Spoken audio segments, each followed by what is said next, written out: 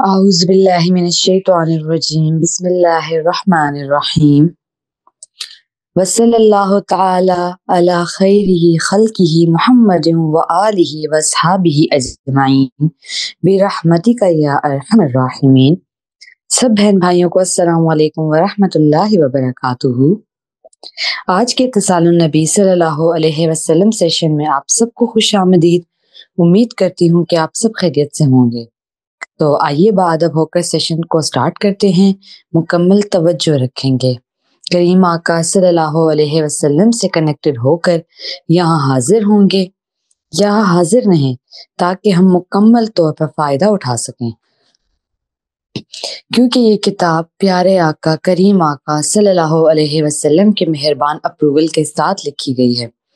اس سے کتاب کی اہمیت اور انوارات کا اندازہ لگایا جا سکتا ہے۔ سب اپنے مائک آف رکھیں اور سیشن کے بعد جب آپ کو اپنا حاصل تفکر پیش کرنے کی دعوت دی جائے تو ہینڈ ریز کیجئے اور اپنی بات کرنے پر مائک آن کر کے بات کر سکتے ہیں۔ بات مختصر اور جامع انداز میں کریں تاکہ زیادہ سے زیادہ ممبرز اپنا حاصل تفکر پیش کر سکیں۔ ہم اس کتاب کو محض ایک کہانی سمجھ کر نہیں سنیں گے بلکہ اپنی زندگی سے ریلیٹ کرنے کی بھی کوشش کریں گے اور گریجولی اپنی زندگی کو بہتر بنانے کی بھی کوشش کریں گے۔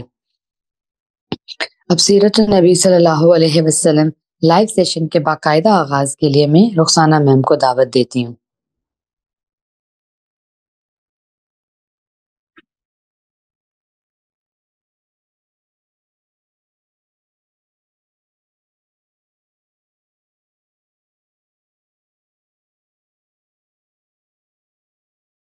جی بہت شکریہ علی جنید صاحبہ۔ اعوذ باللہ من الشیطان الرجیم، بسم اللہ الرحمن الرحیم۔ اللہم صلی علی سیدنا و مولانا محمد معدن الجود والکرم وعلی آلہ وبارک وسلم۔ اللہم صلی علی سیدنا محمد وعلی آل سیدنا محمد کما صلیت علی سیدنا ابراہیم وعلی آل سیدنا ابراہیم وبارک علی سیدنا محمد وعلی آل سیدنا محمد کما بارکت علی سیدنا ابراہیم وعلی آل سیدنا ابراہیم فی العالمین انک حمید مجید۔ الصلاۃ والسلام علیک یا ایھا النبی ورحمۃ اللہ وبرکاتہ۔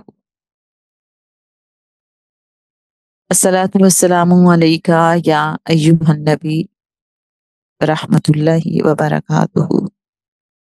الصلاۃ والسلام علیک یا ایھا النبی ورحمۃ اللہ وبرکاتہ۔ وسلام علی المرسلین،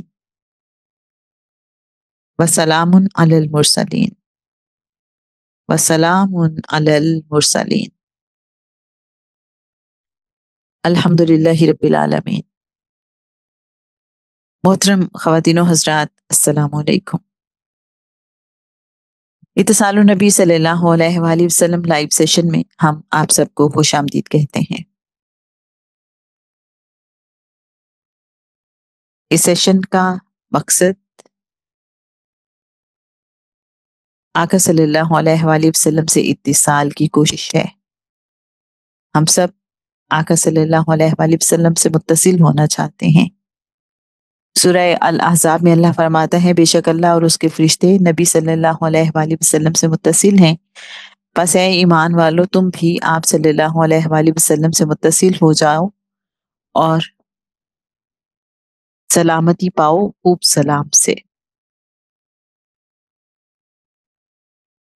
جیسے کہ آپ جانتے ہیں، حضور خواجہ شمس الدین عظیمی رحمۃ اللہ علیہ صاحب کی کتاب محمد رسول اللہ صلی اللہ علیہ وآلہ وسلم والیوم 3، جس میں انبیاء علیہ السلام کے قصے ہیں، اور جناب خواجہ شمس الدین عظیمی صاحب نے یہ کتاب لکھی کریم آقا صلی اللہ علیہ وآلہ وسلم کی مہربان اجازت کے بعد۔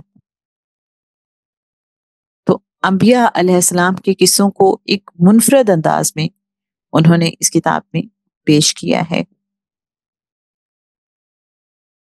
ان میں کیا حکمتیں ہیں، کیا قوانین ہیں، کیا راز ہیں، ہماری آج کی زندگی کے ساتھ اس کا کیا تعلق ہے، یہ سب ہم جاننے کی سمجھنے کی کوشش کرتے ہیں مل جل کے۔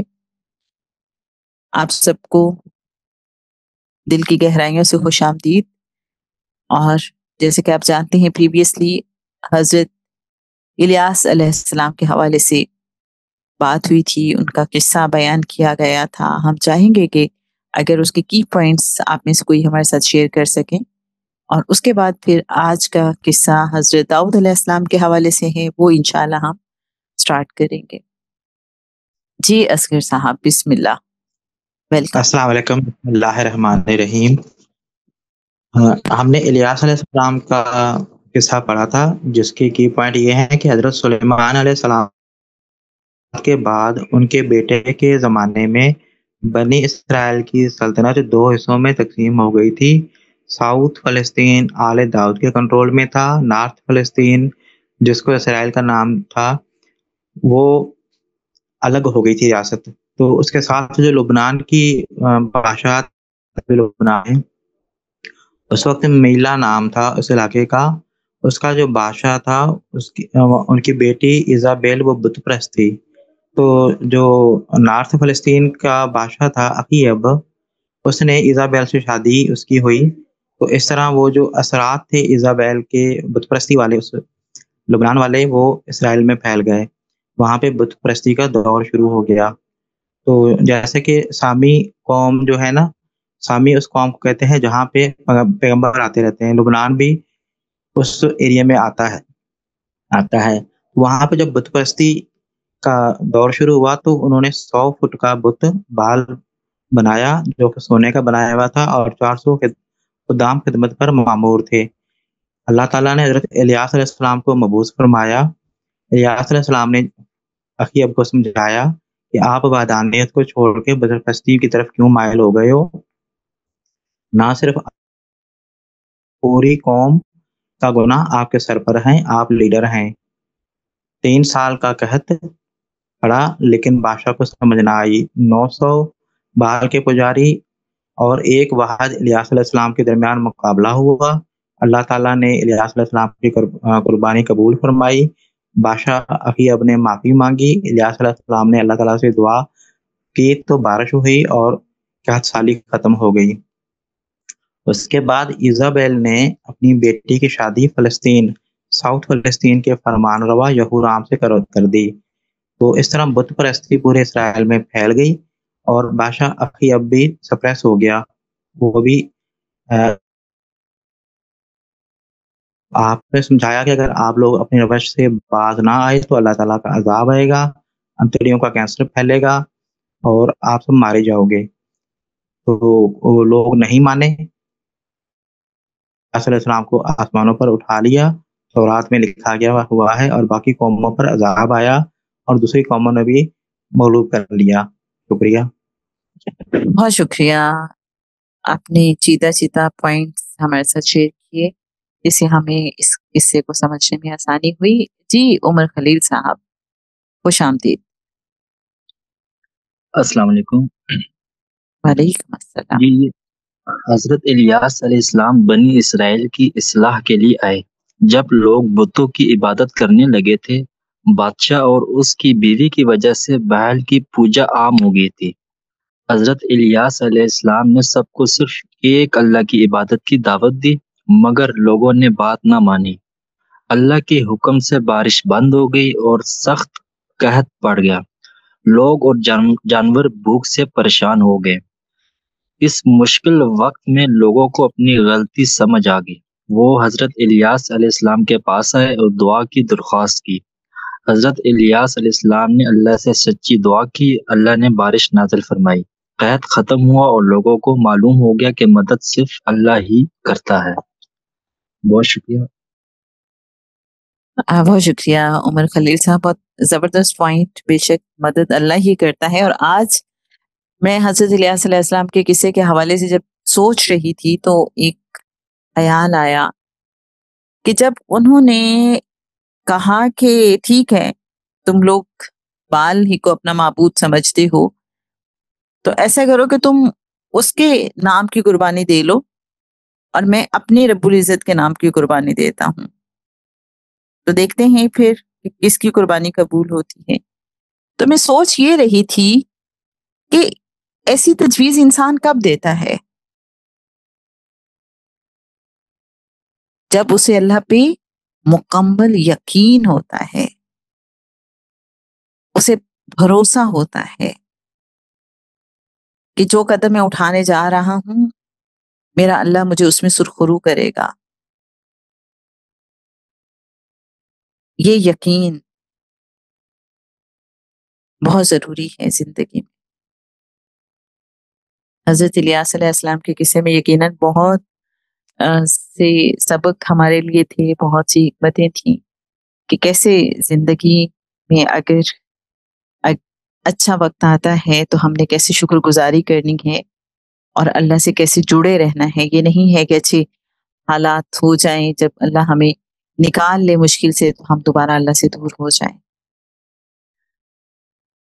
جناب آئیے بہت حضوری کے احساس کے ساتھ اس اتصال النبی صلی اللہ علیہ وآلہ وسلم لائیو سیشن میں شامل رہتے ہیں، حاضر رہتے ہیں اور یقین رکھتے ہیں کہ جو کتاب آقا صلی اللہ علیہ وآلہ وسلم کی مہربان منظوری کے بعد لکھی گئی ہے، یقیناً اس کتاب کو پڑھنے کے لیے، سننے کے لیے اگر ہم جمع ہیں تو یہ بھی آقا صلی اللہ علیہ وآلہ وسلم کے مبارک اذن ہی سے ممکن ہے. اور ہم بھی یقین رکھتے ہیں کہ آقا صلی اللہ علیہ وآلہ وسلم ہم پہ مہربان توجہ فرمائے ہوئے ہیں.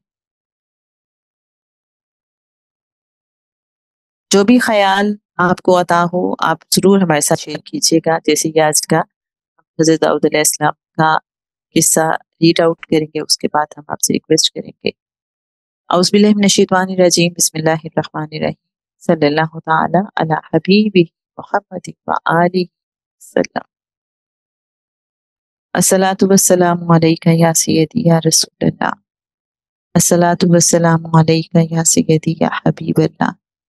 الصلاۃ والسلام علیکہ یا سیدی یا نبی اللہ وعلی آلک واصحابک یا سیدی یا سیدی یا سیدی یا رحمت للعالمین.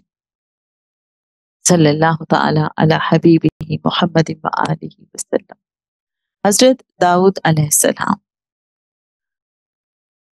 جناب حضرت خواجہ شمس الدین عظیمی رحمۃ اللہ علیہ صاحب لکھتے ہیں کتاب محمد رسول اللہ صلی اللہ علیہ وآلہ وسلم جلد سویم میں، حضرت داؤد علیہ السلام یروشلم کے ایک گاؤں بیت اللہ میں رہتے تھے. 8 بھائیوں میں سب سے چھوٹے بھائی تھے. بھیڑ بکریاں چراتے تھے. رنگ انار کی طرح سرخ تھا. آنکھیں گول تھی. چہرے پر ہلکی خشخشی داڑھی تھی. قد چھوٹا تھا لیکن نہایت وجیح تھے. بہادر اور طاقتور تھے. جوان مردی کا یہ عالم تھا کہ شیر یا بھیڑیا اگر بکریوں اور بھیڑوں پر حملہ آور ہوتا تو آپ اسے مار ڈالتے تھے.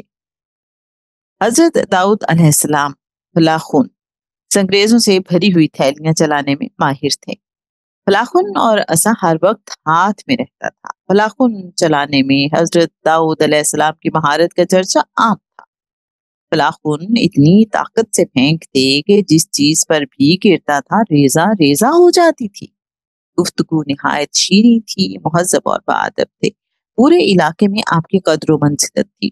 بانسری اور بربط بجانے میں آپ کو کمال حاصل تھا. حضرت طالوت علیہ السلام کے دربار تک آپ کی رسائی تھی. آپ نے عبرانی، موسیقی، مصری اور بابلی مزامیر، بانسریاں، مطربوں کے ہر قسم کے ساز کو ترقی دے کر نئے نئے آلات ایجاد کیے تھے.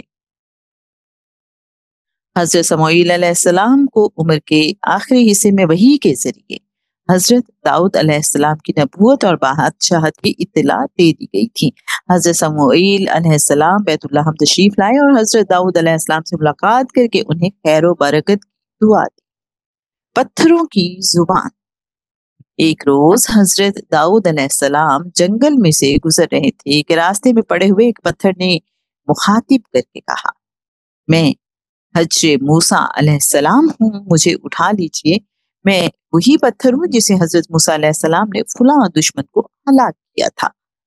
آپ نے پتھر اٹھا کر اپنے تھیلے میں رکھ لیا. کچھ فاصلہ طے کیا تھا کہ ایک اور پتھر بولا، میں حضرت ہارون علیہ السلام. آپ نے اسے بھی اپنے تھیلے میں رکھ لیا. تھوڑی دور جانے کے بعد ایک پتھر اور ملا. اس پتھر نے کہا، میں حضرت داؤد علیہ السلام ہوں جو خدا کے نبی ہیں اور میرے ذریعے جالوت کو ماریں گے. قدرت کا کرنا ایسا ہوا کہ تینوں پتھر تھیلے میں جا کر ایک ہو گئے۔ سپہ سالار جالوت۔ حضرت طالوت علیہ السلام اور جالوت کی کثیر التعداد فوج کا جب آمنا سامنا ہوا تو فوج کا سپہ سالار جالوت زیرہ اور خود پہن کر میدان میں اترا اور مبارزت کے لیے للکارا۔ جالوت کا قد 6 ہاتھ 1 بالشت تھا۔ تورات میں 6 ہاتھ کا مطلب 9 فٹ 1 بالشت ہے۔ جو زیرہ پہنی ہوئی تھی اس کا وزن 5000 مسکال، 1 مسکال برابر ہے 41/2 ماشا کے، جبکہ 1 تولہ میں 12 ماسے ہوتے ہیں۔ اس حساب سے 5000 مسکال وزن 1875 تولے یا 50.21 کلو گرام کے برابر ہے۔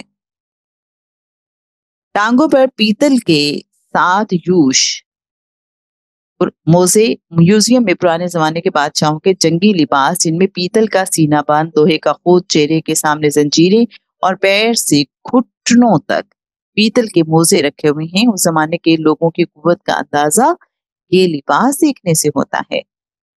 شیروں وزن کے لباس پہن کر میدان میں داد شجاعت دیتے تھے، اور دونوں شانوں کے درمیان پیتل کی برچی تھی۔ بھالے لوہے کی شہتیر کی مانند تھے، اور نیزے کا پھل 600 مسقال لوہے کا تھا، جسے ایک سپاہی جالوت کے آگے آگے لے کر چلتا تھا۔ میدان جنگ میں جالوت للکارا۔ آواز اتنی روبدار تھی کہ میدان میں گنجار پیدا ہو گئی۔ جب مد مقابل کوئی نہیں آیا تو حضرت داؤد علیہ السلام نے حضرت طالوت علیہ السلام سے اجازت طلب کی اور میدان میں آ گئے۔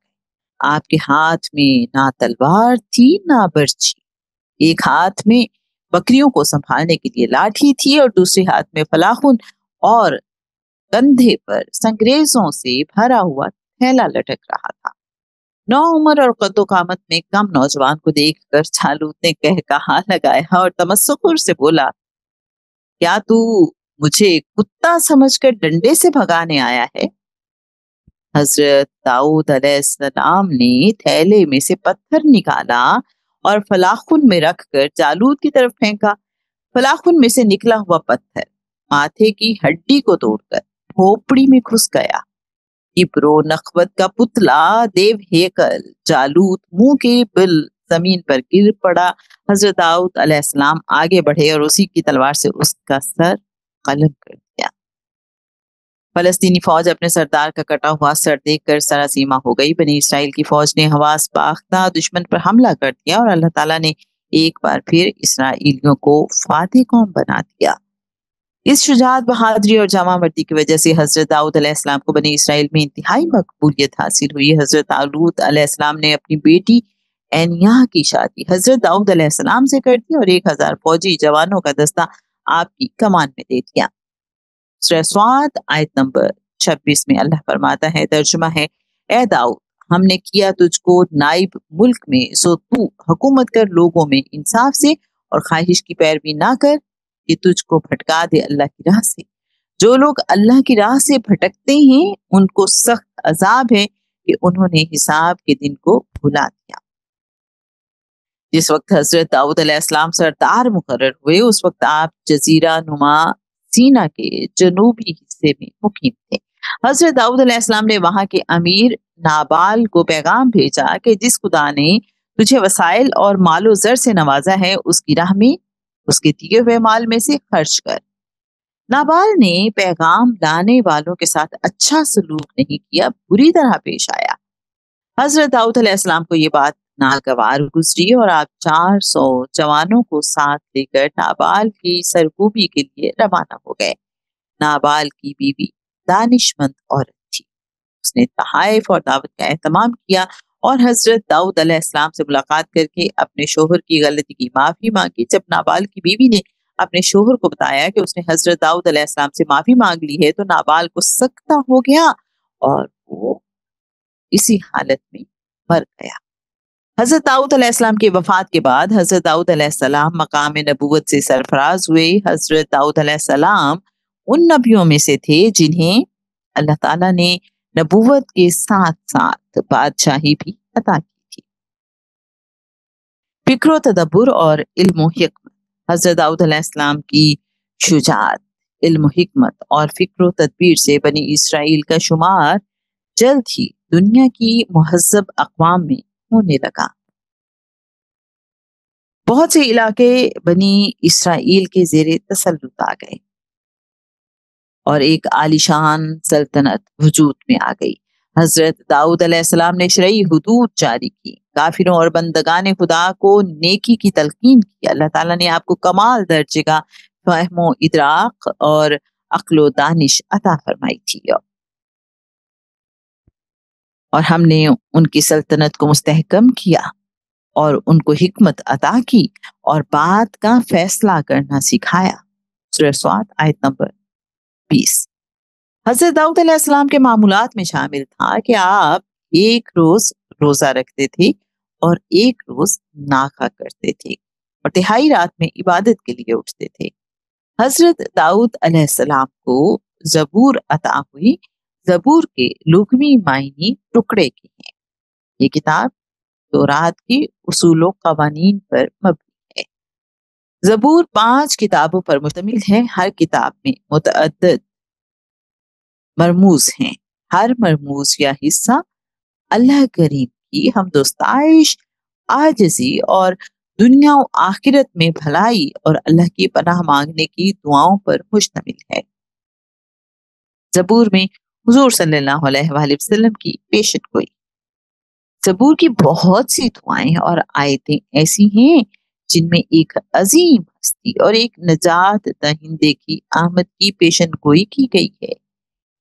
इन आयतों में उस अजीम हस्ती को कहीं सादिक, कहीं सच्चाई, कहीं मोहम्मद और कहीं नूर कहा गया है। बिलाशुबा वो हस्ती हुजूर सरवरे कायनात अलैहिस्सलातो वस्सलाम की ज़ाते अक़दस है, क्योंकि तू सादिक को बरकत बख्शेगा, खुदावन उसे अपने कर्म से सफर की तरह ढांक लेगा। ज़बूर 5/12। और वही सदाकत से जहां की अदालत करेगा, वो रास्ती से कौमों का इंसाफ करेगा। रेफरेंस ज़बूर 8/9। तेरे नूर की बदौलत हम रोशनी देखेंगे। ज़बूर 9/36 रेफरेंस है। वो तेरी रास्तबाजी को नूर की तरह और तेरे हक को दोपहर की तरह रोशन करेगा। ज़बूर 6/37। सादिक जमीन के वारिस होंगे और उसमें हमेशा रहेंगे।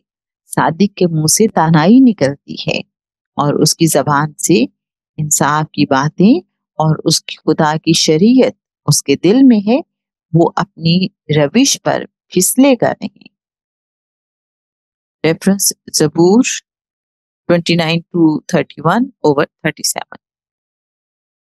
अपने नूर और अपनी सच्चाई को भेज, वही मेरी रहबरी करें, वो मुझको तेरे कोहे मुकद्दस और तेरे मस्कनों तक पहुंचाएं। ज़बूर 3/43। तू बनी आदम में सबसे हसीन है, तेरे होंठों में लताफत भरी है, इसलिए खुदा ने तुझे हमेशा के लिए मुबारक किया। ए जबरदस्त, तू अपनी तलवार को जो तेरी हशमत और शौकत है अपनी कमर से हमायल कर और सच्चाई और इल्म और सदाकत की खातिर अपनी शान और शौकत में इकबाल मंदी से सवार हो और तेरा दाहिना हाथ लोगों की नजरों में तुझे जी एहतशाम करेगा। तेरे तीर तेज हैं, वो बादशाह के दुश्मनों के दिल में लगे हैं। उम्मतें तेरे सामने ज़ेर होती हैं। रेफरेंस ज़बूर 2-5/40। सहरा के सवार के लिए शाहराह तैयार करो, उसका नाम या है और तुम उसके हुजूर शादमान हो। खुदा अपने मुकद्दस मकान में यतीमों का बाप और बेवाओं का दादरस है। خدا تنہا کو خاندان بخشتا ہے، وہ قیدیوں کو آزاد کر کے اقبال مند کرتا ہے، لیکن سرکش خشک زمین میں رہتے ہیں۔ اے خدا، جب تو اپنے لوگوں کے آگے آگے چلا، جب تو بیابان میں سے گزرا۔ زبور 7-11/68۔ اس کے ایام میں صادق ابرومند ہوں گے، اور جب تک چاند قائم ہے خوب امن رہے گا۔ اس کی سلطنت سمندر سے سمندر تک اور دریائے فرات سے زمین کی انتہا تک۔ بیابان کے رہنے والے اس کے آگے جھکیں گے اور اس کے دشمن خاک چاٹیں گے۔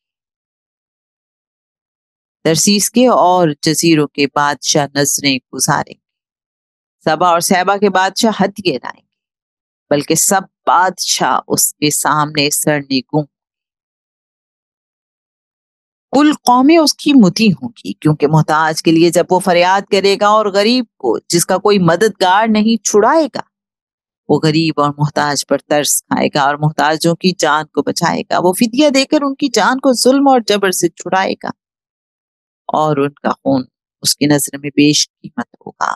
وہ جیتے رہیں گے اور سبا کا سونا اس کو دیا جائے گا۔ لوگ برابر اس کے حق میں دعا کریں گے، وہ دن بھر اسے دعا دیں گے۔ زمین میں پہاڑ کی چوٹیوں پر اناج کی افراد ہوگی، ان کا درخت لبنان کے درختوں کی طرح جھومے گا، اور شہر والے زمین کی گھاس کے مانند ہرے بھرے ہوں گے۔ اس کا نام ہمیشہ قائم رہے گا، جب تک سورج ہے اس کا نام رہے گا۔ ریفرنس زبور 7-17/72۔ مبارک ہیں وہ جو تیرے گھر میں رہتے ہیں، وہ سدا تیری تعریف کریں گے۔ مبارک ہے وہ آدمی جس کی قوت تجھ سے ہے، جس کے دل میں میون کی شاہراہیں ہیں۔ وہ وادی بقا سے گزر کر اسے چشم کی جگہ بنا لے، بلکہ پہلی بارش اسے برکتوں سے معمور کر دیتی ہے۔ وہ طاقت پر طاقت پاتے ہیں۔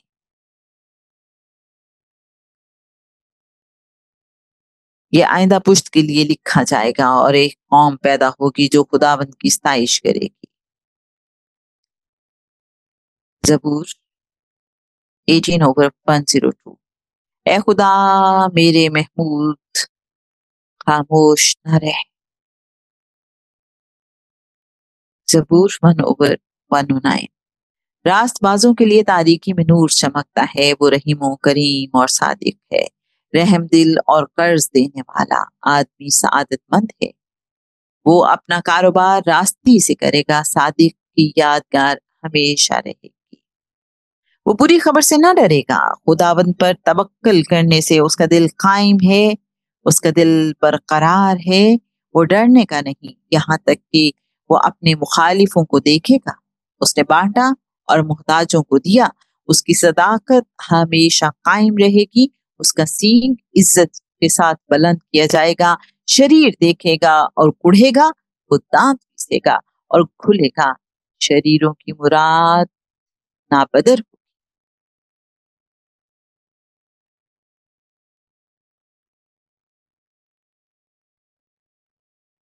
اللہم صلی علی سیدنا و مولانا محمد معدن الجود والکرم وعلی آلہ وبارک وسلم۔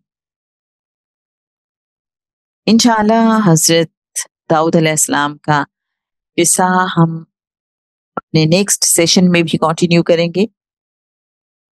نیکسٹ سیشن اگر دسمبر کی پہلی جمعرات ہوئی تو آپ جانتے ہیں کہ اس میں ہوتی ہے ہماری محفل میلاد النبی صلی اللہ علیہ وآلہ وسلم، اور اس کے بعد انشاءاللہ ہم حضرت داؤد علیہ السلام کا قصہ کنکلوڈ کریں گے۔ اب آپ سب کو دعوت دی جاتی ہے کہ یہ جو خوبصورت قصہ ہے اور حضرت داؤد علیہ السلام کا خوبصورت انداز، دل کو چھو لینے والا انداز، کیا سمجھ آئی؟ کیا آپ کے اندر کوئی نئی بات جو پہلی بار آج آپ نے جانی، کوئی ایسی بات جس پہ دل جھوم رہا ہے، کوئی ایسی بات جو اس نے بہت آپ کو کلک کیا، کچھ بھی، ہم چاہیں گے کہ آپ بات کیجیے، ہینڈ ریز کیجیے، اور جو بھی خیال آئے آپ کا ہر خیال بہت قیمتی ہے. آپ چونکہ متصل ہو کے بیٹھے ہیں تو یقین رکھیے کہ جو بھی خیال آپ کو عطا ہو رہا ہے تو وہ بہت خاص خیال ہے، اس کو عام مت جانیے گا. جی اصغر صاحب.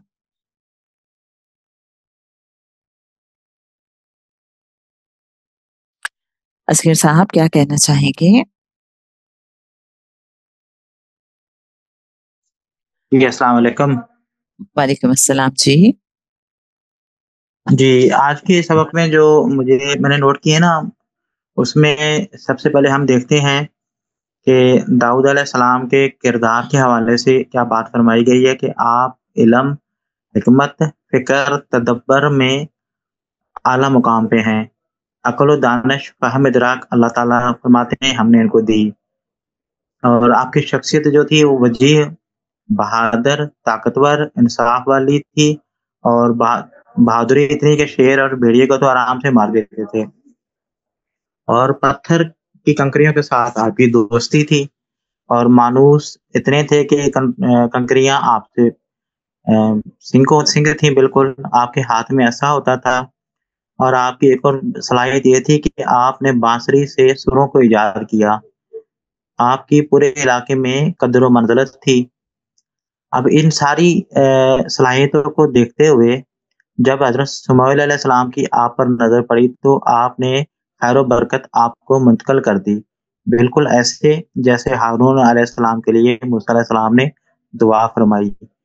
وقت کا تقاضا، طالوت علیہ السلام بادشاہ ہیں، لڑائی ہونی ہے، مقابلہ ہونا ہے، تو ایک آپ کی طرح بہادر شخص کی ضرورت تھی. تو حضرت سمیع علیہ السلام نے آپ کو دعا منتقل فرمائی اور آپ سلیکٹ ہو گئے. طالوت علیہ السلام کے ساتھ دربار میں آپ کے پاس عزت حاصل تھی، آپ کو مقابلہ ہوا. اب بتایا جا رہا ہے کہ وہ 50 کلو وزنی لباس لے کے جالوت مقابلے کے لیے اترا اور کبر و نخوت کے ساتھ للکار رہا تھا کہ کوئی ہے میرے مقابلے میں آنے والا. تو اللہ تعالیٰ کی شان دیکھیں، اللہ تعالیٰ نے اپنا جو شخص سلیکٹ کیا اس کی بہادری دیکھیں. نہ کوئی لباس، نہ تلوار، نہ برچھی، نہ ڈر، نہ خوف. آپ نے طالوت علیہ السلام سے اجازت لی اور وہی پتھر اٹھایا اور فلافل میں ڈال کے گھما دے مارا اور سر پھوڑ کے رکھ دیا جالوت کا. یہاں سے یہ دیکھتے ہیں کہ یہ ایک ایمان کی، ایک یقین کی اور ایک اتصال کی کیفیت ہے داؤد علیہ السلام کے اندر.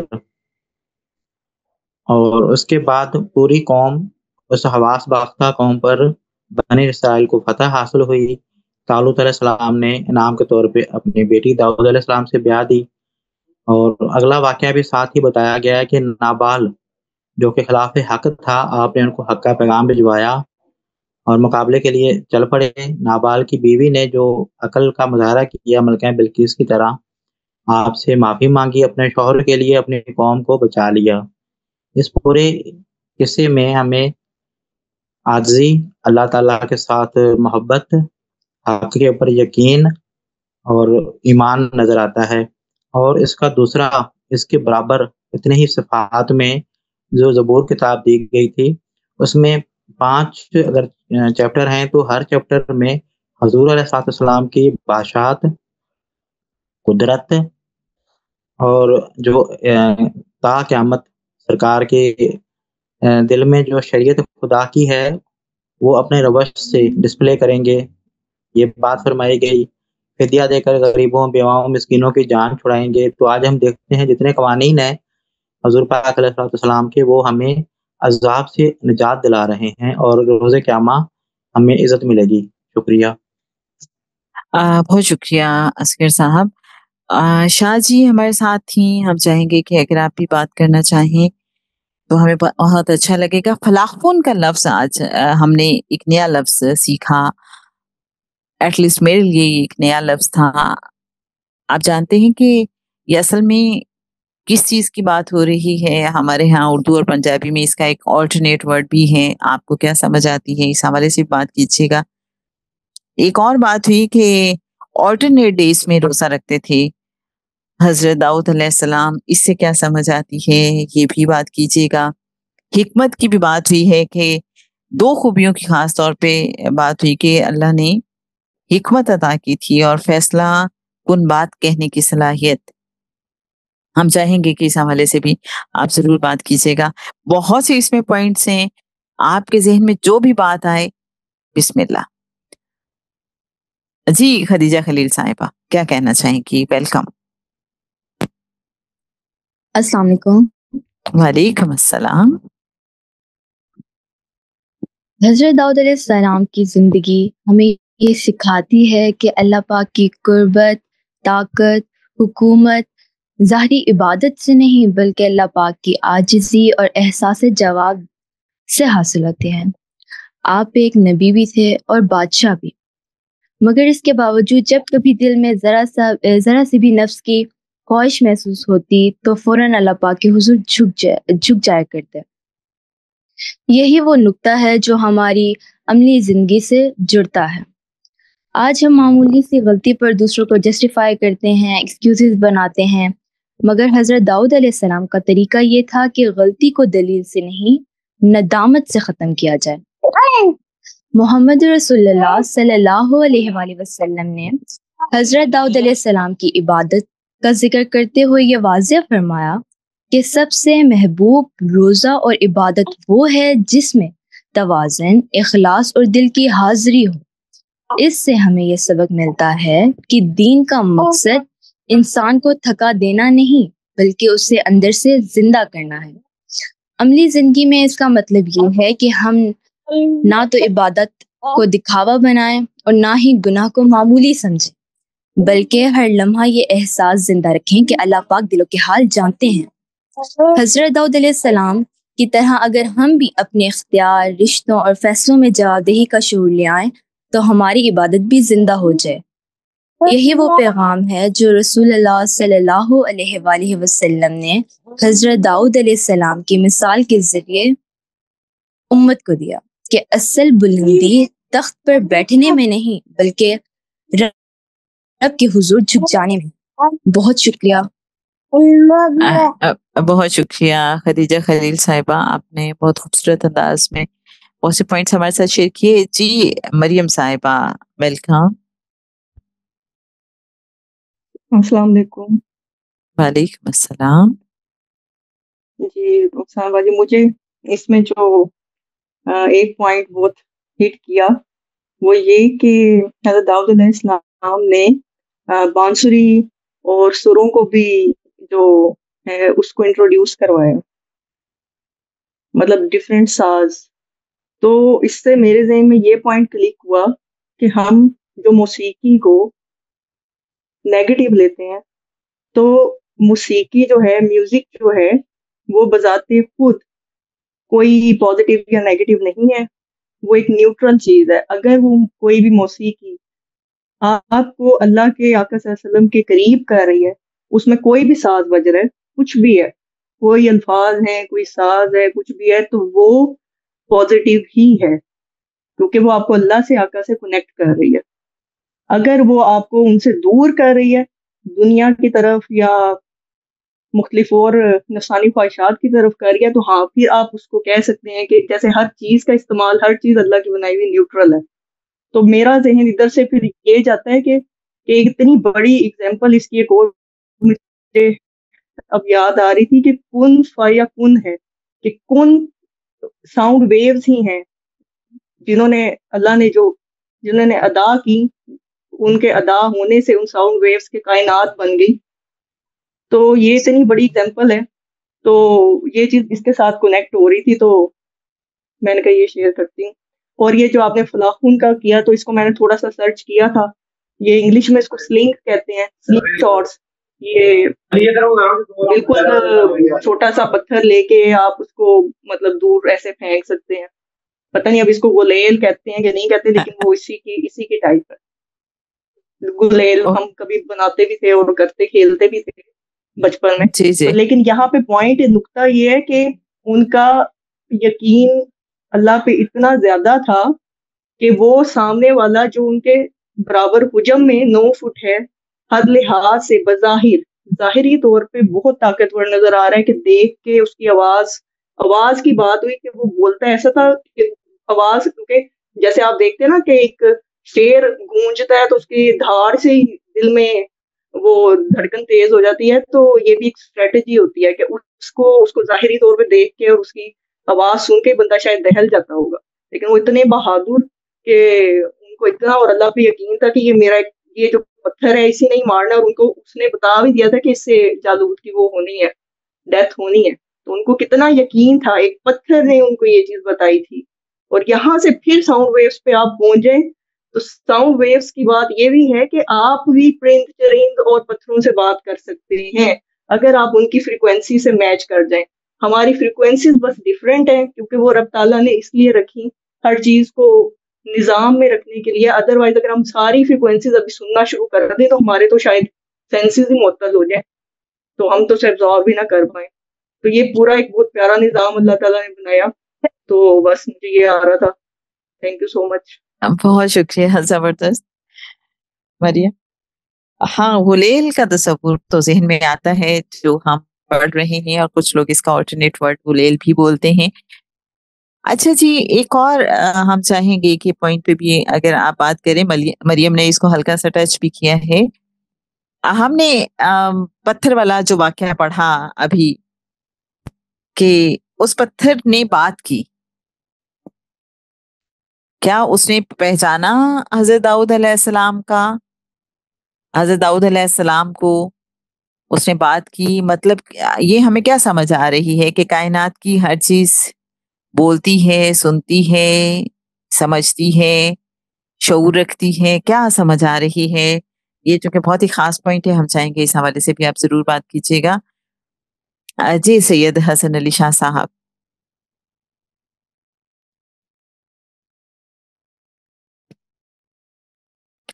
السلام علیکم ابھی۔ وعلیکم السلام۔ یہ جو حضرت داؤد علیہ السلام کو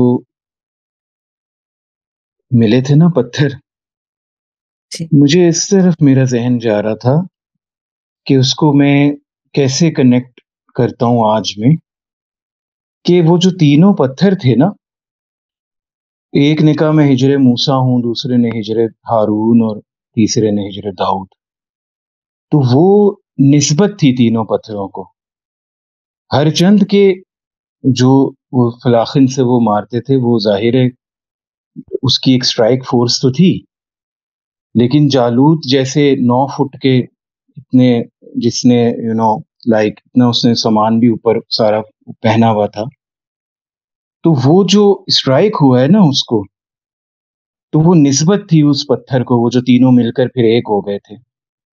تو میں پریزنٹ میں اگر اپنی نسبت جو ہے وہ اللہ کے مقربین سے رکھ کر اپنے نفس سے مقابلہ کروں، اگر میں جالوت کو نفس لے لیتا ہوں، کیونکہ نفس بھی اسی طرح سے ہم اسے پال کر پوس کر کھلا پلا کر نفس امارہ کو ہم بہت بڑا کر لیتے ہیں، قداور کر لیتے ہیں، اور وہ اس پہ قابو پانا بڑا مشکل ہو جاتا ہے۔ تو اگر میں نسبت کو اپنی اللہ کے مقربین سے رکھ کے تو پھر اپنے نفس امارہ پہ اسٹرائک کروں گا، تو اس پر بھی اللہ کے کرم سے قابو پا سکتا ہوں۔ یہ پوائنٹ ایک اسٹرائک یہ ہوا تھا، اور دوسرا یہ تھا کہ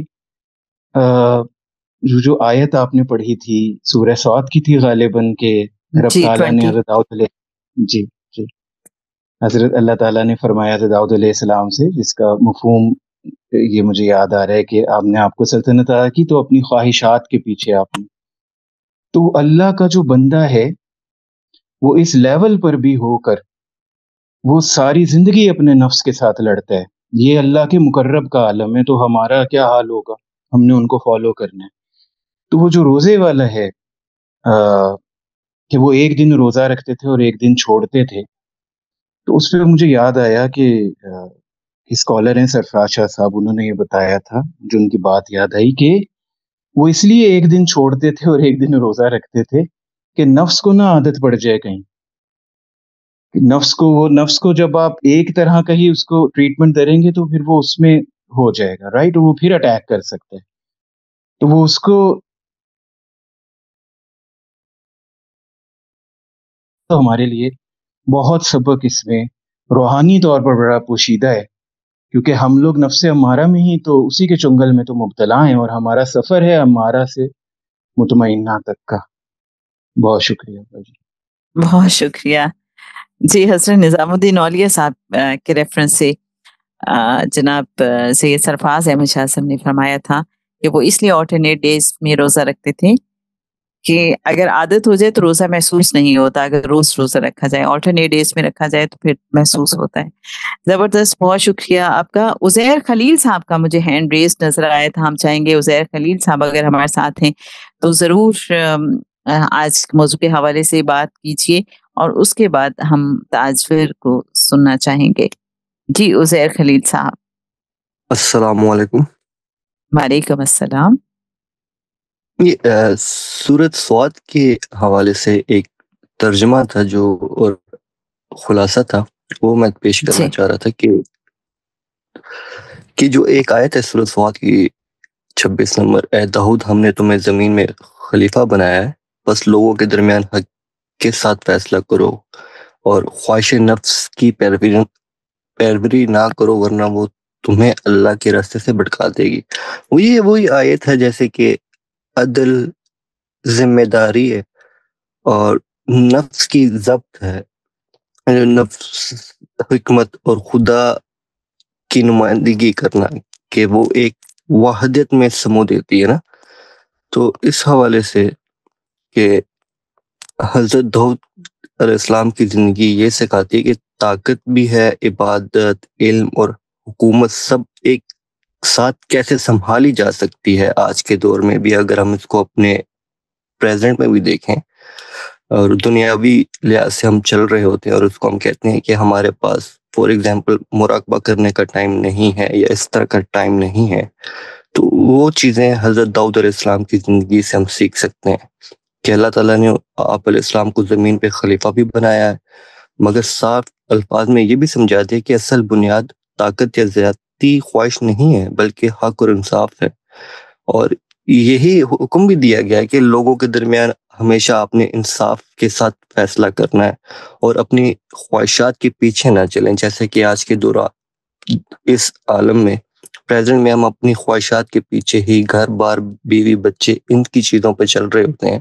اور یہی حضرت داؤد علیہ السلام کی زندگی سکھا رہی ہے کہ طاقت، عبادت، علم اور حکومت سب کو کیسے آپ نے مینج کر کے چلنا ہوتا ہے۔ اور دوسری بات رہی کہ مریم باجی نے کہا تھا کہ میوزک کے حوالے سے، اس چیز سے یہ بھی ہوتا ہے کہ جیسے حضرت داؤد علیہ السلام عبادت بھی کرتے تھے، اور انہوں نے، مریم باجی نے کہا کہ آپ کو وہ اللہ کی طرف یا حضور پاک علیہ السلام کی طرف وہ کیسے آپ کو اٹریکٹ کرتے، اگر وہ آپ کو پازیٹیو لے کے جا رہی ہے تو وچ از گڈ، اگر، اور ان کی آواز میں بھی ایک چیز ہے کہ آپ کتنا تاثر ہے آپ کی اس عبادت میں، اگر آپ میوزک بھی سن رہے ہیں یا آپ گنگنا بھی رہے ہیں لیکن اس میں آپ کی تاثیر کتنی ہے، جیسے آپ حضرت داؤد علیہ السلام کی آواز میں ایک تاثر تھا، کہ تاثیر بھی تھی کہ جب وہ اللہ کی تسبیح کرتے اور پہاڑ، پرندے بھی ان کے ساتھ تسبیح کرنے لگتے تھے۔ تو یہ ایک چیز تھی کہ میں جو مجھے سمجھ آئی تو میں بیان کرنا چاہ رہا تھا کہ جی بہت شکریہ، آپ نے بہت ہی زبردست پوائنٹس ہمارے ساتھ شیئر کیے، اور ایک جو ہمیں سمجھ آ رہی ہے کہ اگر اللہ کریم کسی بھی انسان کو خلافت عطا فرماتا ہے تو اس کا ہمیں فارمولہ بھی سمجھ آ رہا ہے کہ اس کی پھر رسپانسبلٹیز کیا ہیں، اس کے خاص ایٹریبیوٹس کیا ہونے چاہیے کہ وہ لوگوں کے درمیان حق کے ساتھ حکومت کرے اور خواہش نفس کی پیروی نہ کرے۔ تو ایک قانون ہمارے سامنے آ رہا ہے خلافت کے ریفرنس سے۔ ایک اور قانون بھی آج ہم نے پڑھا ہے، ہم چاہیں گے کہ اس حوالے سے بھی بات کریں کہ سلطنت مضبوط کرنے کے حوالے سے ہمیں کیا بتایا ہے اس کتاب میں، اگر آپ کا دھیان اس طرف جاتا ہے، اور بہت خاص بات ہے، کیا ڈیسیژن میکنگ کی بات ہے، کیا فیصلہ کن بات کہنے کی بات ہے، اور یہ حکمت کیا ہوتی ہے، یہ حکمت کیوں ضروری ہے، کیا کسی کے پاس حکمت ہو تو اس کے پاس جو اختیارات ہیں یا جو بھی اسے سلطنت دی جاتی ہے تو اس میں مضبوطی آ جاتی ہے، کیا سمجھ آتی ہے، ضرور شیئر کیجیے گا۔ جی تاجور۔ السلام علیکم۔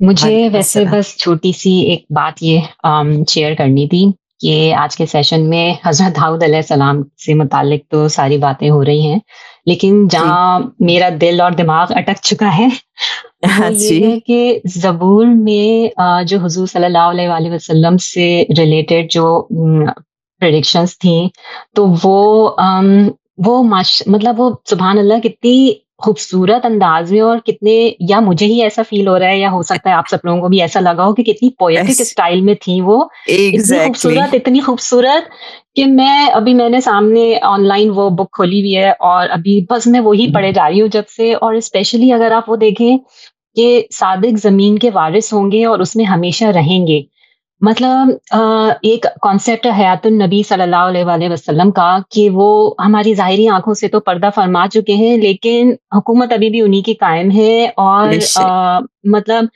آرڈر انہی کا چل رہا ہے، اور ایک سسٹم ہے روحانی جو ہماری آنکھوں سے اوجھل ہے لیکن اس کو لیڈ حضور صلی اللہ علیہ وسلم ہی کر رہے ہیں۔ اور آگے جیسے صادق کے منہ سے دانائی نکلتی ہے اور اس کی زبان سے انصاف کی باتیں، اور مطلب نور کے بارے میں کہ تیرے نور کی بدولت ہم روشنی دیکھیں گے، ان کی صداقت کے بارے میں اتنی خوبصورت انداز سے باتیں، ایسا لگ رہا ہے کہ کسی نے شاعرانہ انداز میں حضور صلی اللہ علیہ وسلم کی اتنی پہلے سے اتنی تعریفیں کی ہوئی ہیں۔ اور اگر مطلب ظاہر ہے جو لوگ اس سلسلے میں ہوتے ہیں یا جو اتنے خوش قسمت ہوتے ہیں جو مراقبے میں حضور صلی اللہ علیہ وسلم کو دیکھ سکیں، ان سے باتیں کر سکیں، تو وہ مطلب یہ والی جو چیز ہے نا، ان صادق کے منہ سے دانائی نکلتی ہے اور اس کی زبان سے انصاف کی باتیں، مطلب یہ اتنی کوئی ڈیپ باتیں ہیں، اور لیکن یہ جو لوگ ایکسپیرینس کرتے ہیں میرے خیال سے ان کے لیے تو اور ان کے دل پہ جا کے لگ رہی ہوں گی یہ باتیں، جب مجھے پڑھ کے ہی اتنا اچھا لگ رہا ہے اور میں اس میں کھوئی ہوئی ہوں۔ بس میں آپ اتنا ہی بس میں کہنا چاہ رہی تھی۔ بہت شکریہ تاجور صاحبہ، آپ نے جو حیات النبی صلی اللہ علیہ وآلہ وسلم کی بات کی، اور بے شک آقا صلی اللہ علیہ وآلہ وسلم وجہ تخلیق کائنات اور وہی لیڈ کر رہے ہیں، سب کچھ انہی کا ہے۔ آپ یہ بتائیے آپ آج تک تھیں کہاں پہ؟ ہمیں آپ کا آنا بہت اچھا لگا، آپ کو سننا بھی بہت اچھا لگا، ہم چاہیں گے کہ آپ آتی رہیے گا اور بات کرتی رہیے گا۔ جی بہت شکریہ۔ میں ایکچولی کبھی کبھی ہی اٹینڈ کر پاتی ہوں سیشن آج کل، کیونکہ میرے ٹائمنگز جو ہیں وہ یہاں کے صبح مارننگ کے ہوتے ہیں، تو سیشن جو ہے وہ جب مجھے موقع ملتا ہے میں اٹینڈ کر لیتی ہوں، اور سعدیہ صاحبہ جو ہیں ان سے میری تھوڑی بہت بات چیت رہتی ہے۔ آپ کے بارے میں نے ان کو ایک میسج بھی کیا تھا تو پرسنلی وہ آپ کو شیئر کر دیں۔ بہت شکریہ۔ Okay, thank you very much, جزاک اللہ خیر۔ نفیسہ صاحبہ، ہم چاہیں گے کہ آپ بھی ضرور بات کیجیے۔ السلام علیکم۔ وعلیکم السلام۔ حضرت داؤد علیہ السلام کے قصے میں باجی مجھے کچھ پوائنٹس بہت اپیل کیے۔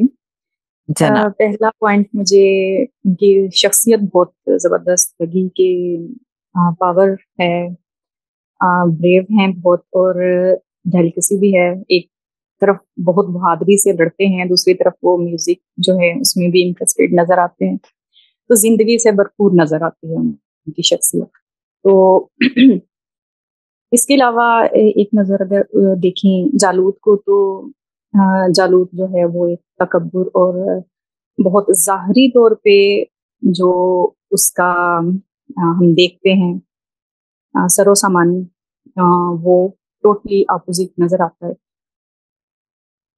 تو اس میں ایک پوائنٹ مجھے یہ نظر آ رہا تھا کہ خیال آیا کہ ایک خاص بات ہوتی ہے کہ اللہ تعالیٰ کی طرف سے جب نصرت ادا کی جاتی ہے تو ہم دیکھتے ہیں کہ حکمت کی بات کی ہوئی ہے حضرت داؤد علیہ السلام کے بارے میں، اللہ تعالیٰ نے علم اور حکمت سے نوازا ان کو۔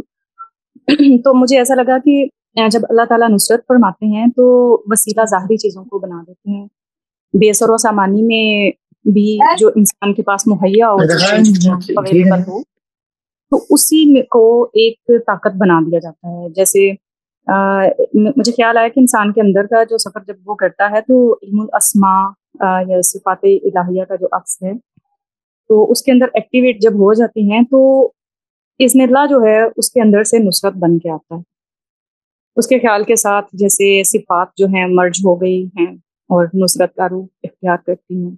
और फिर दराज का जो जालूत है जो सर से पाँव तक हिफाजती सामान लेकर आया और एक पत्थर और सुलाखुन से सुलाखुन से उसको ज़ेर करने के लिए काफ़ी थे। तो इसमें मुझे ख्याल ये आ रहा था कि सिफात की अलाइनमेंट जो नज़र आई मुझे अल्लाह के रंग में रंग जाए, तो अलाइनमेंट नज़र आई कि ख्याल की और सिफात की अलाइनमेंट मुझे नज़र आ रही है कि इंसान के ख्याल में इतनी पावर आ जाती है जब इंसान अपने अंदर का सफ़र तय करता है, तो अल्लाह के रंग में रंग जाएं। तो फिर मुझे ये ख्याल आया, सारे में पीछे किस्से जो हैं अम्बिया के, मुझे ख्याल आया कि अबाबील जो हैं वो हाथी पे बारी हो गए, असा है एक, वो आम इस्तेमाल की जो चीज़ है उसमें वो पावर आ गई, फिर पत्थर जो है और आग और जुल्फ़िकार हम देखें हज़रत अली रज़ी अल्लाह तआला अन्हु की जो तलवार है।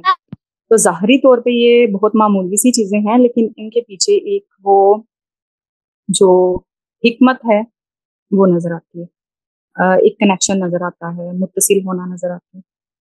तो इसके अलावा एक पॉइंट और मुझे लगा था कि नबाल जो जिसकी डेथ हुई, गालिबन मैं नाम ठीक प्रोनाउंस कर पा रही हूँ, तो जिसकी बीवी बहुत खातिर तवाज़ु करती है, तो उसमें मुझे एक ख्याल आया कि मौत व हयात का जो सिस्टम है उसका जज्बात तो ख्यालात से बहुत ताल्लुक नज़र आया।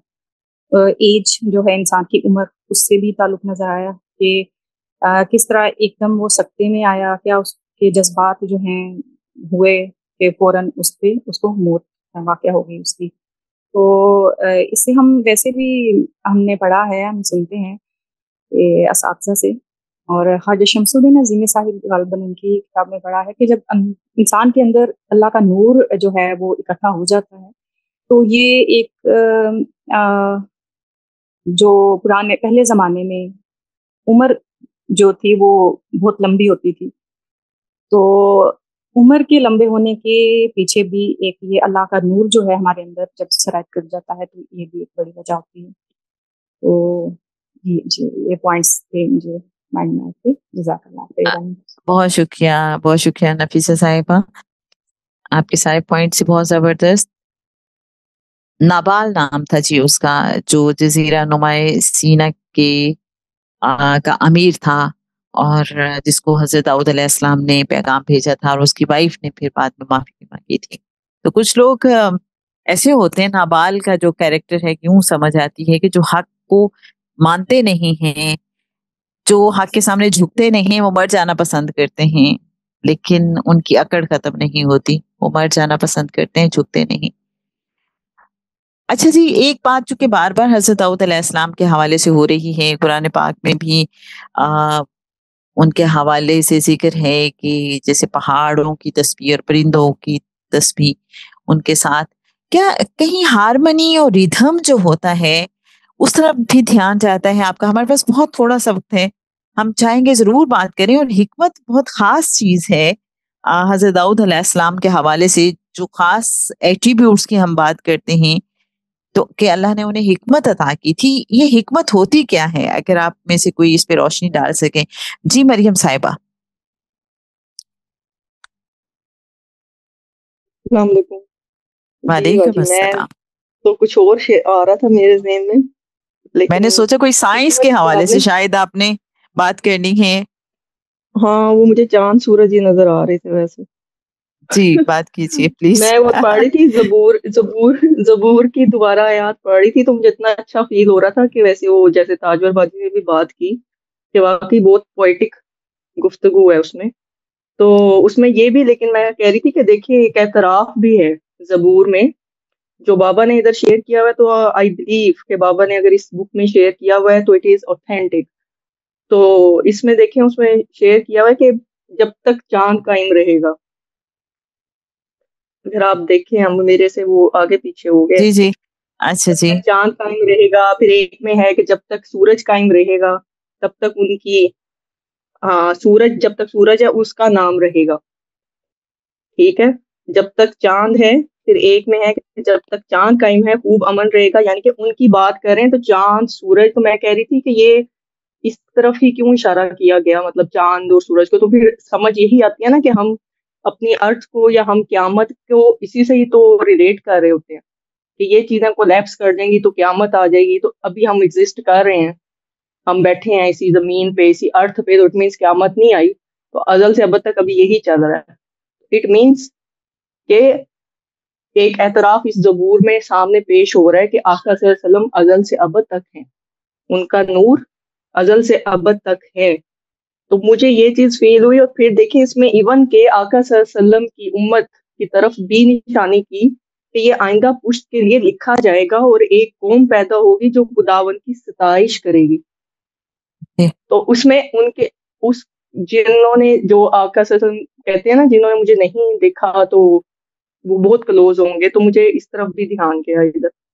اور حکمت کی آپ بات کری تھی تو اس سے مجھے یہ پوائنٹ ہٹ ہوا کہ حکمت یہی ہے کہ جیسے اس میں انہوں نے ایٹریبیوٹ میں بتایا ہوا ہے داؤد علیہ السلام کی کہ ان کو فیصلہ کرنے کا جو تھا نا وہ بہت اچھا آتا تھا، بات میں فیصلہ کرنا. اور حکمت جو ہوتی ہے وہ پس پردہ، جو مجھے لگتا ہے جو ڈیزائن آف نیچر ہے، جو پس پردہ چیزیں چل رہی ہوتی ہیں، اس کا جب پتہ آپ کو لگتا ہے تو پھر آپ بہت اچھے فیصلے یا ڈیفرینشیٹ کر کے آگے معاملات کو حل کر پاتے ہیں. تھینک یو سو مچ. بہت شکریہ جی. تاجور صاحبہ. جی بس مجھے 2 چھوٹی چھوٹی سی باتیں اور کرنی ہے. ایک تو یہ کہ اس میں ایک جگہ وہی زبور والے ہی ریفرنس سے میں بات کر رہی ہوں کہ اس میں ایک جگہ ہے کہ لوگ برابر اس کے حق میں دعا کریں گے، وہ دن بھر اسے دعا دیں گے. اور اگر ہم اسے ریلیٹ کریں، یہ زبور ظاہر ہے حضور صلی اللہ علیہ وسلم کے زمانے سے پہلے کی ہے. اور لیکن وہ جو ہم کہتے ہیں نا کہ درود شریف کا، تو جیسے حضرت موسیٰ علیہ السلام کو بھی اللہ تعالیٰ نے درود شریف پڑھنے کا کہا، تو درود شریف کیا ہے؟ وہ دعا ہے. مطلب یہ بات اس وقت کہہ دی گئی زبور میں حضور صلی اللہ علیہ وسلم کی آمد سے پہلے کہ لوگ برابر اس کے حق میں دعا کریں گے، وہ دن بھر اسے دعا دیں گے. اور یہ دعا کا سلسلہ ابھی تک چل رہا ہے حضور صلی اللہ علیہ وسلم کے پردہ فرمانے کے بعد بھی. تو یہ کتنی بڑا، مطلب درود شریف کے لیے بھی یہ کتنا بڑا پروف ہے. اور دوسری چیز یہ کہ مطلب یہ آتھینٹسٹی اس کی بھی یہاں پر ریپریزنٹ ہو رہی ہے.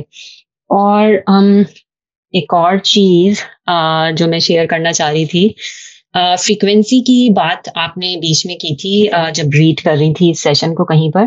تو مجھے اس سے فریکوینسی سے ہر چیز کی ظاہر اپنی ایک فریکوینسی ہوتی ہے. اگر ہم کسی چیز سے کنیکٹ کرنا چاہیں اور تو سب سے بہترین طریقہ یہ ہے کہ ظاہر ہے آپ اس فریکوینسی پہ آپریٹ کریں جس پہ وہ دوسری چیز آپریٹ کر رہی ہے، تو پھر آپ کنیکٹ کر پاتے ہیں. وہ شہاب نامہ میں اس کا ذکر ہے جب وہ اپنا درود شریف کا قصہ آخری چھوٹا منہ بڑی بات والے چیپٹر میں آخر میں بتاتے ہیں. اور اس میں انہوں نے ایکچولی یہ جو راز ہے نا حضور صلی اللہ علیہ وسلم سے کنیکٹ کرنے کا، وہ انہوں نے آخر میں اس طرح سے لکھا. میں تو بہت اس وقت اتنی ایج نہیں تھی جب میں نے وہ بک پڑھی، تو میرے سر پہ سے گزر گئی تھی وہ بات، لیکن اب مجھے وہ سمجھ میں آتی ہیں چیزیں جب اور سیشنز وغیرہ بھی اٹینڈ کرتے ہیں. کہ انہوں نے لکھا تھا کہ سارا راز فریکوینسی کا ہے. تو جب ہم درود شریف پڑھتے ہیں تو ایکچولی وہ جو فریکوینسی ہوتی ہے نا، وہ اگر ہماری میچ کر جائے حضور صلی اللہ علیہ وسلم سے تو ہم کنیکٹ کر پاتے ہیں. تو بس اسی طرح سے یہاں پر بھی چاہے وہ کوئی بھی شے ہو، پتھر ہو، کچھ بھی ہو، تو سارا جو کھیل ہے ٹیسلا کے اکارڈنگ بھی سب فریکوینسی کا ہی ہے. بس یہی کہنا تھا. بہت شکریہ. زبردست پوائنٹس آپ کے بھی. بے شک ہر ایک چیز کی کوئی خاص فریکوینسی ہے، اور حضرت داؤد علیہ السلام کے حوالے سے جب ہم فریکوینسی کی بات کرتے ہیں تو obviously وہ ایک ایسی فریکوینسی تھی کہ جہاں ہر چیز ان کے ساتھ وجد میں آ جاتی تھی. ہم چاہیں گے کہ ایک گروپ اوپن ہوگا، آپ ضرور اس حوالے سے بات کیجیے گا. اور جہاں تک دعا کی بات ہے، مجھے کوئی اللہ والے ہیں انہیں کی بات یاد آتی ہے جو وجہ تخلیق کائنات ہوں. ذرا سوچئے کہ ان کو کسی دعا کی کیا ضرورت ہے. نمبر 1، اس کو ہم مختلف انداز میں سمجھتے ہیں. بالکل ذہن میں یہی بات آتی ہے کہ یہ درود پاک ہی کی بات ہے.